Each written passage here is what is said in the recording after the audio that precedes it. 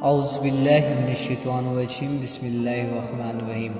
کہتے ہیں کہ کسی جگہ پر بادشاہ نے 3 بے گناہ افراد کو سزائے موت دی۔ بادشاہ کے حکم کی تعمیل میں ان تینوں کو پھانسی گھاٹ پر لے جایا گیا، جہاں ایک بہت بڑا لکڑی کا تختہ تھا، جس کے ساتھ پتھروں سے بنا ایک مینار، اور مینار پر ایک بہت بڑا بھاری پتھر مضبوط رسے سے بندھا ہوا ایک چرخے پر جھول رہا تھا۔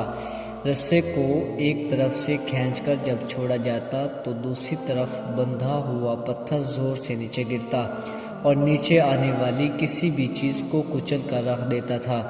چنانچہ ان تینوں کو اس موت کے تختے کے ساتھ کھڑا کیا گیا۔ ان میں سے ایک عالم، ایک وکیل اور ایک فلسفی تھا۔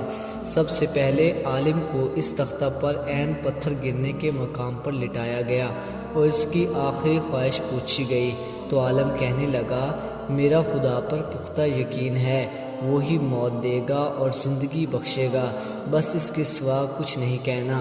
اس کے بعد رسے کو جیسے ہی کھولا تو پتھر پوری قوت سے نیچے آیا اور عالم کے سر کے اوپر آ کر رک گیا۔ یہ دیکھ کر سب حیران رہ گئے اور عالم کے پختہ یقین کی وجہ سے اس کی جان بچ گئی اور رسا واپس کھینچ لیا گیا۔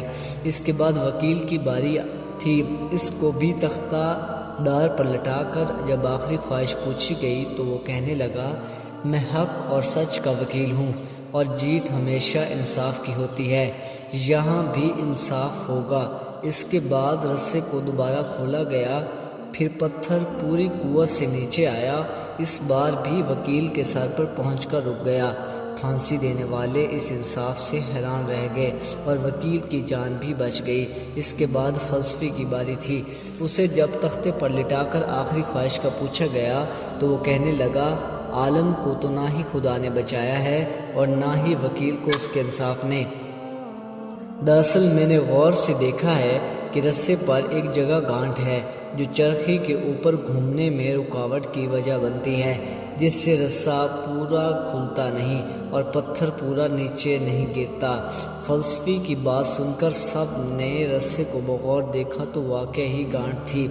انہوں نے جب وہ گانٹھ کھول کر رسا آزاد کیا تو پتھر پوری قوت سے نیچے گرا اور فلسفی کا ذہین سر کچل۔